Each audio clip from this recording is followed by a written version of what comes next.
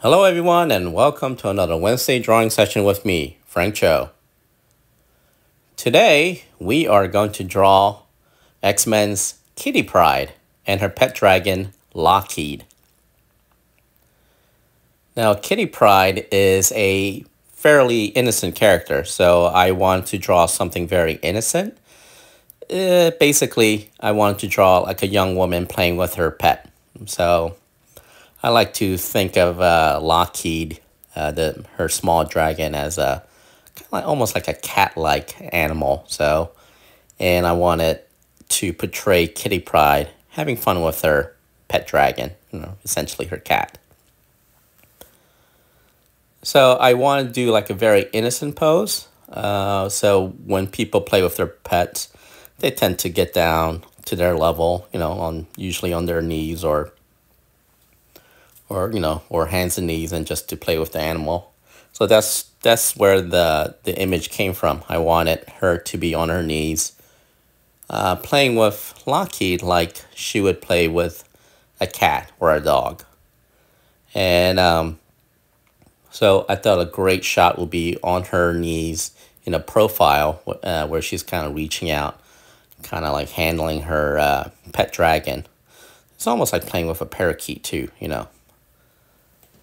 So with Kitty Pryde, I try to stay away from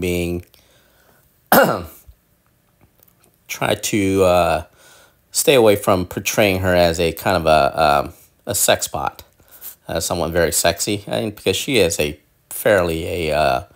young woman in her 20s. So I try to try to capture that innocence about that character. So I didn't want to portray her with some skimpy outfit and a very salacious pose. So her being on her knees playing with her pet, I thought was a pretty effective and very innocent pose. And here I am drawing the hand, which was kind of easy to draw. I mean, you weren't seeing me, but behind the camera, I was kind of like posing my hand, trying to get the fingering and all that stuff. And so here I am drawing her legs. Don't want to give her too big of a backside, because that would distract from the overall pose.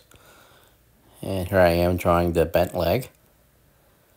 And as you can see, I'm just constantly erasing, drawing and erasing, sketching and erasing until I could find the true line. And she has like a bang,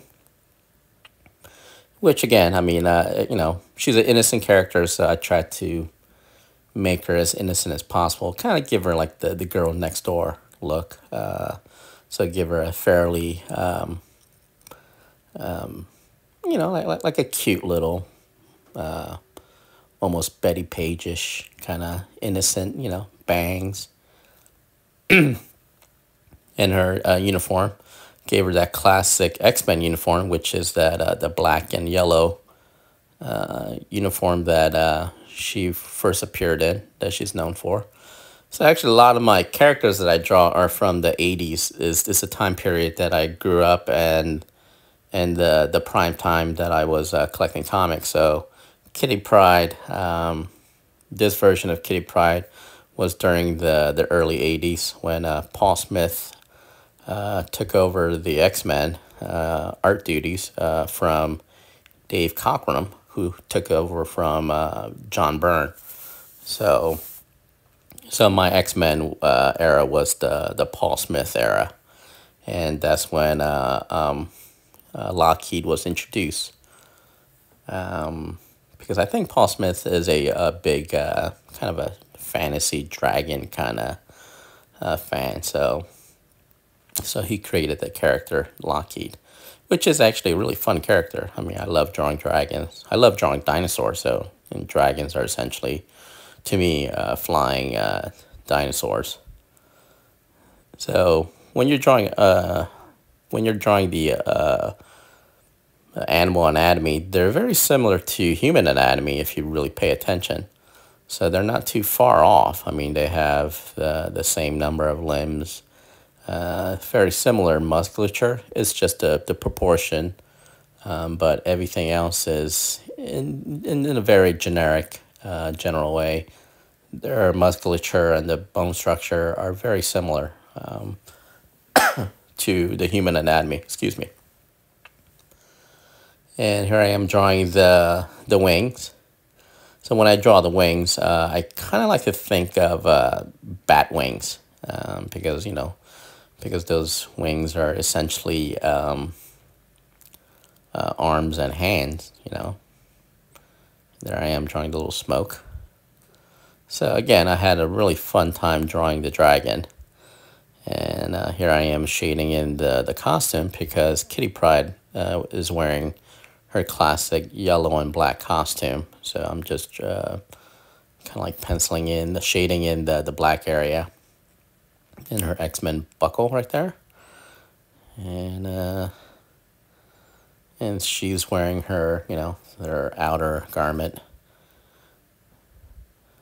Now, so the thing about the black costume, which is kind of, it's easy and hard at the same time to draw because you have to be mindful of the highlights to give it that three-dimensional look.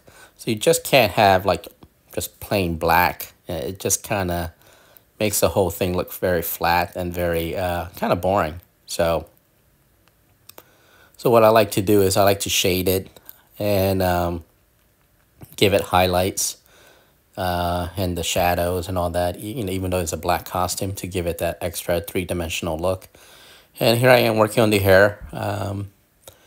Again, it's the same thing, I try to be mindful of all the highlights, where all the curls are and stuff like that. And once you kind of get used to it, it comes second nature. So when I do black costumes, excuse me, I like to, I look at bodybuilding magazines, and because like those bodybuilders tend to get really, really, have like super tan, like artificial tan to a point, they look like chocolate.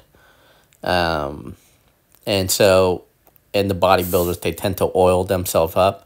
So you get this a fine musculature, highlights and shadows. And so I used the bodybuilders' muscles to figure out the black costuming, where all the highlights hits and all that. So, I've done this so much that it comes like second nature to me. And again, I'm just really fooling around with the hair. And I am working on the torso. So there is the intercostal muscles, and there's where the hip bone is. So you want to kind of keep that.